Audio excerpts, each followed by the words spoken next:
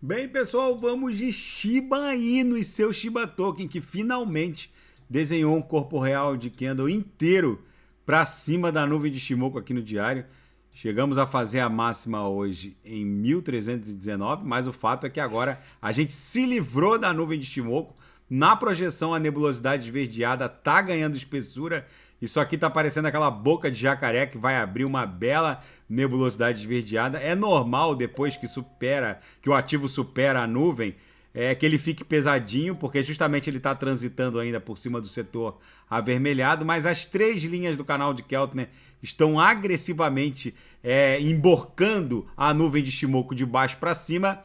Com certeza agora a nossa próxima parada e próxima resistência mais imediata, além desse topozinho aqui do pump do dia 29 de outubro, o último estresse da aresta superior na altura de 1800, que não vai ter problema para ser superada. Na verdade, o alvo da nossa grande onda 1 vai ser essa camada congestional aqui, entre 2.300, podendo bater até 3.000 microcents. Isso aqui vai ser a nossa grande onda 1.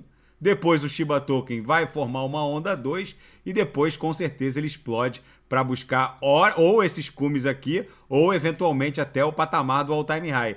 É um token que se move de maneira espasmódica, acumula num longo período de tempo e de repente forma uma torre explosiva que pode ser em 3 ondas ou em 5 ondas. Vamos ver como ele vai se comportar. Nos fatos, o One Cent Dream tá aqui na capa da Watcher Guru, fica cada vez mais próximo. Eles lembram que um simples investimento de $17 na época lá do lançamento do ICO do Shiba Token rendeu nada menos que 6,9 milhões de dólares em 8 meses. Ou seja, fica no radar o sonho de 1 centavo para o Shiba Token, que na minha leitura só vai ficar factível quando uma funcionalidade de queima puder dar uma secada nesse enorme supply de mais de 540 trilhões de Shiba Tokens. E isso, na minha leitura, vai acontecer quando lançarem o Shibarium e que provavelmente vai ter o Shiba Token como um gás alternativo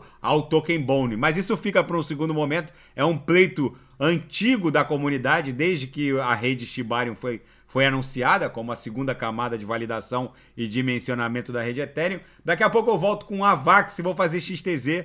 E quem quiser sugerir alguma análise é só colocar nas mensagens abaixo. Grande abraço, até daqui a pouco.